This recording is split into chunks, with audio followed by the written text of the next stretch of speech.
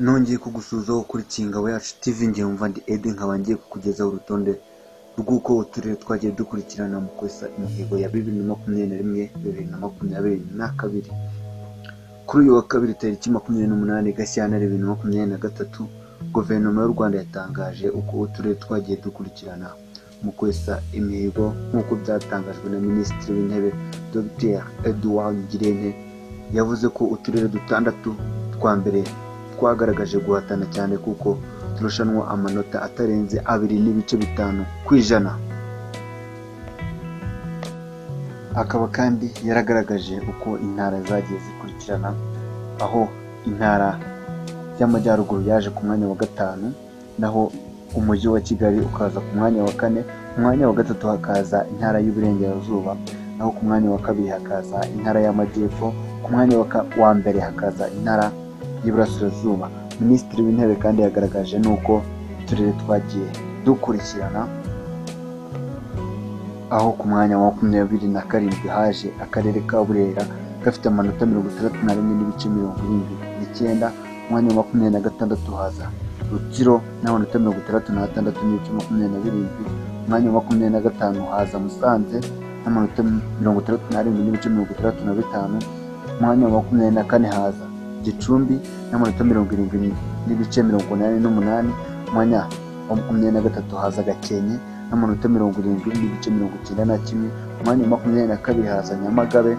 n'amanota 71.11, ku mwanya wa 21 haza Nyamasheke n'amanota 76.36, ku mwanya wa 20 haza Bugesera n'amanota 77.36, ku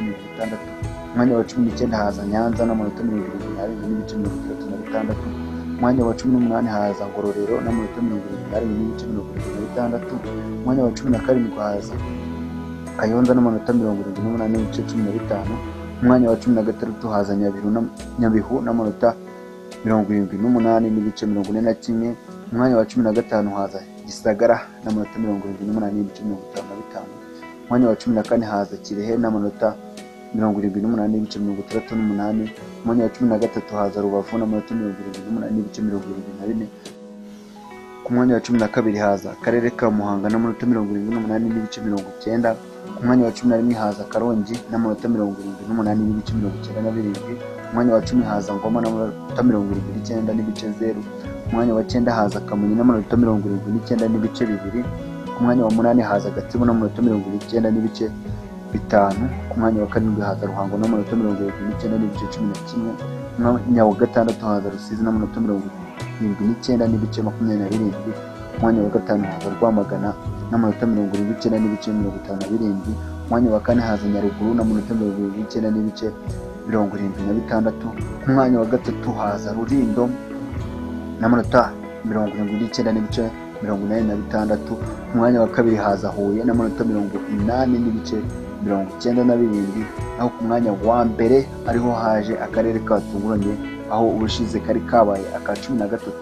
ariko uyu munsi katunguranye kaza ku mwanya wa mbere, ariko Nyagatare niyo yaje ku mwanya wa mbere n'amanota 81.64 kw'ijana. Urutonde rero akaba ari uko rwagenze, uturere akaba ari uko twakurikiranye. Akaba Perezida wa Repubulika yashimiye cyane abagerageje, kandi n'abaje mu myanya y'inyuma akaba yababwiye ko bagomba gushyiramo agatege nabo gutaha bakazava mu myanya y'imbere. Iyi ni Ingabo Yacu TV warukurikiye, njye ndi Edi. Komeza kugubwa neza, niba utarakora subscribe uyikore, kore share, like na comment, then dukomeze kubana. Ciao ciao.